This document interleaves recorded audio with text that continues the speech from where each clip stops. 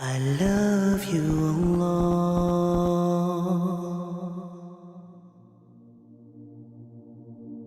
Prophet ﷺ said a believer is not stung in the same hole twice. If you messed up once with one because of something, because of some circumstances or whatever it is, you found weakness in one way, don't put yourself in the situation to keep getting stung and finding weakness in that same way over and over and over again. And the third thing that I'll leave you with is a dua. And I pray that each and every single one of us will analyze their relationships as they leave this gathering. The brothers and sisters who are not married and the brothers and sisters who are married.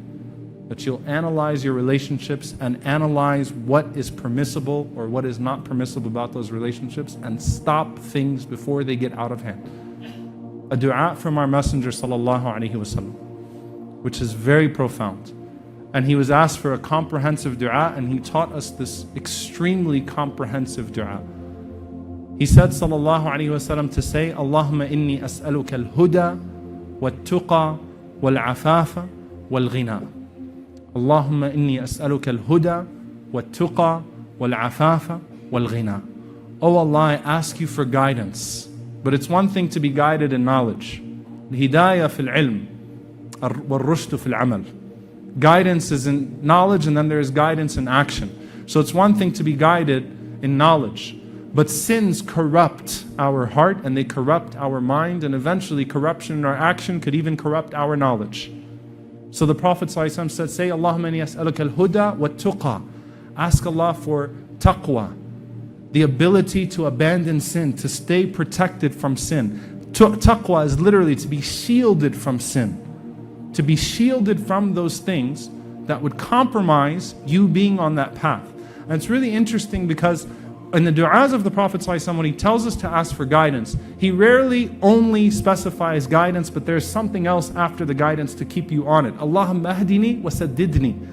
Oh Allah, guide me and keep me on that path of guidance. So he said, say, Allahumma inni as'aluka al-huda wa tuqa. Because the scholars say that a lack of taqwa will eventually corrupt your hidayah as well.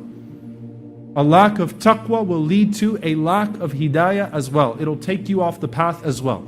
And then the second two, Allahumma inni as'aluka al-huda wa tuqa wal afaf. Modesty, to be protected from fahisha, from sa'a sabila, that dark path, to be protected from wickedness, to be protected from those things. I ask you for protection, modesty, al-afaf wal-ghina, and to be self-sufficient. Why? When you look in Surah Al-Mu'minun, Allah subhanahu wa ta'ala mentions in the beginning of Surah Al-Mu'minun the top two things that usually lead to the corruption of an individual.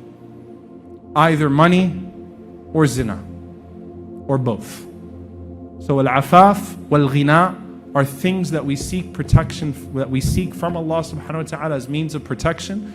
To fail in one usually will lead to a failure in the other. Because if a person starts to feel poverty, and ghina is a feeling inside, a feeling of being sufficed. It's both physical and it's a feeling, because some people have a lot from Allah subhanahu wa ta'ala, but they're not feeling fulfilled. Some people, mashallah, they've got the American dream. They've got the spouse, the kids, the house, whatever they call the American dream. Alright? Though I'm sure the American dream is always an evolution as well. But some people would have everything. You look on the outside, mashallah, a picture perfect life, but they're not fulfilled. They don't have ghina inside their hearts that the Prophet ﷺ mentioned, to feel sufficed. And when you don't have that, it usually will lead to a compromise of your modesty. So say, Allahumma inni as'aluka al-huda wa-tuqa wal-afafa wal-ghina. May Allah subhanahu wa ta'ala put those traits inside of us, protect us and protect our families from the scorn of zina, protect us from anything that would lead to us falling out of favor with Him or lead to us to oppress His creation.